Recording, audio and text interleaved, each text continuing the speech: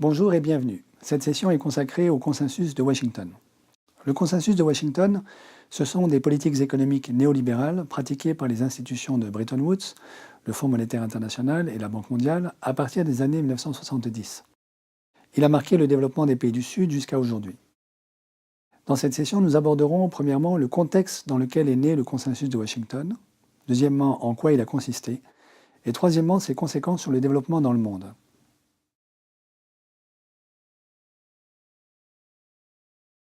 Pour stabiliser l'ordre monétaire international après la Seconde Guerre mondiale, les accords de Bretton Woods sont signés en 1944. Deux institutions internationales sont alors créées, le Fonds monétaire international, ou le FMI, et la Banque mondiale, qui siègent tous deux à Washington. Leur rôle est d'organiser les activités de commerce et de flux de capitaux internationaux. Pendant les décennies 1960 et 1970, les gouvernements des pays riches vont s'efforcer de maintenir leurs excédents commerciaux pour préserver l'emploi et la croissance dans leur pays. En contrepartie, fort logiquement, on voit apparaître des déficits commerciaux dans les pays du Sud. Par exemple, le Mexique développe ses exportations d'hydrocarbures vers les États-Unis et importe en contrepartie des produits manufacturés. Les termes de l'échange sont donc globalement déséquilibrés. Le déficit commercial va devenir la source d'un endettement public important des pays du Sud. En 1945, les États-Unis étaient, avec la Suisse, le seul pays occidental exhibant un surplus commercial. Et jusque dans les années 70, les États-Unis resteront la principale puissance mondiale exportatrice. Ils fournissent le reste du monde, comme on dit, en beurre et en canon. La principale préoccupation de Washington, alors, est d'écouler son surplus commercial. D'où la mise en place du plan Marshall, y compris avec les pays responsables de la guerre, l'Allemagne, le Japon. Plan Marshall qui est une manière de ressusciter une demande solvable capable d'absorber l'excédent industriel nord-américain. Le dollar est alors la monnaie de référence des échanges internationaux. Le développement des pays industrialisés est rapide, notamment au Japon et en Allemagne, grâce au stimulus du plan Marshall, intelligemment mis en place par Washington, et s'accompagne d'une forte demande d'énergie. Mais la production de pétrole sur le sol américain est de plus en plus chère, car les puits de pétrole les plus anciens commencent à s'épuiser. Ces puits américains découverts dans les années 30 et qui avaient assuré la prospérité des États-Unis au cours des 30 Glorieuses ont atteint leur pic d'extraction dès 1970. La montée prévisible du prix de l'énergie et le fait que la balance commerciale des États-Unis soit désormais déficitaire depuis la fin des années 60 poussent le président Richard Nixon à mettre fin de manière unilatérale aux accords de Bretton Woods le 15 août 1971. La parité des devises contre le dollar n'est plus fixe, autrement dit, on entre dans un régime de taux de change flexible, et le lien entre la valeur du dollar et l'or est supprimé. La demande, par ailleurs, va s'essouffler dans les pays riches, frappés par les deux chocs pétroliers de 1973 et 1979, et les pays pauvres, du coup, vont accumuler déficits structurels et surendettement.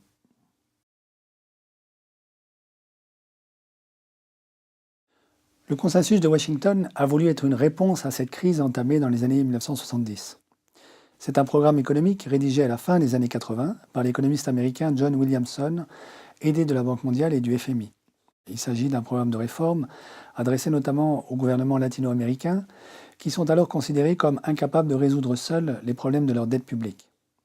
Au fond, c'est un guide de bonne conduite visant à faire redémarrer la croissance et éradiquer la pauvreté en Amérique latine et dans les autres pays en développement. Il est fondé sur des principes néolibéraux appliqués à tous les domaines de l'économie ou presque. Premièrement, la discipline budgétaire au motif que le déficit public serait source d'inflation et de déficits extérieurs. Deuxièmement, des privatisations pour réduire le déficit public et rendre les entreprises plus compétitives. Troisièmement, une dépense publique détournée des infrastructures au profit des aides à l'emploi et aux entreprises. Quatrièmement, la libéralisation des taux d'intérêt, des taux de change, du commerce, des investissements directs en provenance de l'étranger. Cinquièmement, la déréglementation, avec l'ouverture des frontières douanières au commerce international et au marché de capitaux. Concernant les relations internationales, le mot d'ordre du gouvernement américain est alors « trade, not aid », c'est-à-dire du commerce et non pas de l'aide.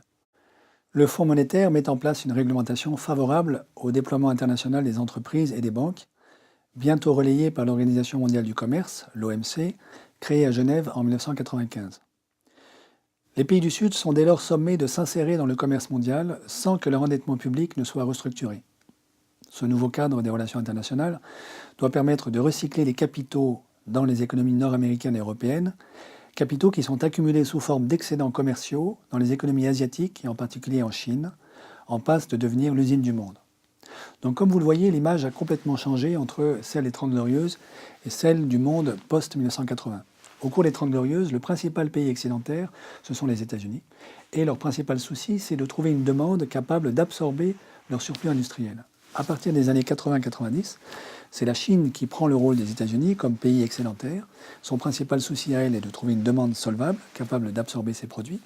Et le problème de l'Occident devient celui de recycler les capitaux accumulés par la Chine de manière que ceux-ci atterrissent à Wall Street ou à Londres. D'où le fait que la mobilité du capital devienne le mot d'ordre de l'Occident à partir des années 1980.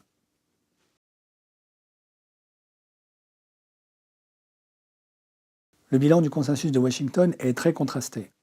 Plusieurs pays d'Amérique latine ont certes réussi à faire baisser leur taux d'inflation en dessous de 10%, mais la croissance n'a pas suivi.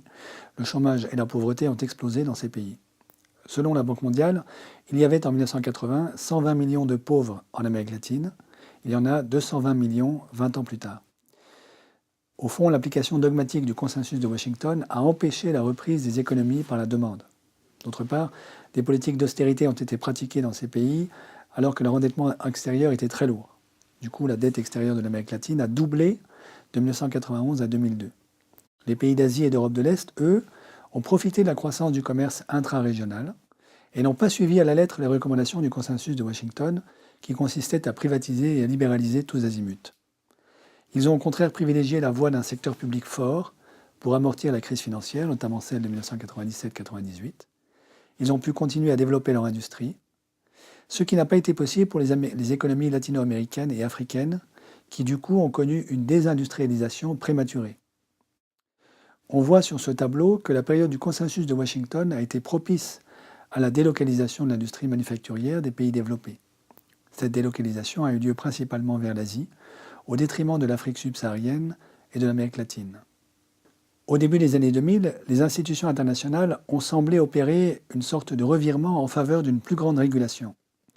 En effet, face à la menace de stagnation séculaire consécutive à l'effondrement du système financier en 2008, les regards se sont tournés vers ces institutions pour apporter des réponses à la trappe déflationniste dans laquelle l'ensemble des pays occidentaux semblent devoir glisser. Or, le mandat du Fonds monétaire est de garantir la stabilité du système financier international, tandis que celui de la Banque mondiale est, je cite, de se consacrer au financement des projets de développement. L'Organisation mondiale du commerce a aussi un rôle important à jouer pour favoriser le co-développement.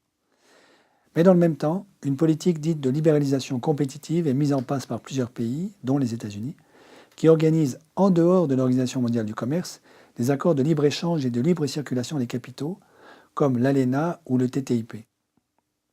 Du coup, la tendance globale actuelle reste celle d'une dérégulation du commerce international et des mouvements de capitaux, en dépit de l'absence d'éléments empiriques probants capables de prouver que cette politique a contribué à la croissance planétaire au cours des 30 dernières années. Dans ce contexte, le pouvoir des organisations internationales pour favoriser la prospérité, au nord comme au sud, reste très limité. Merci pour votre attention et à bientôt.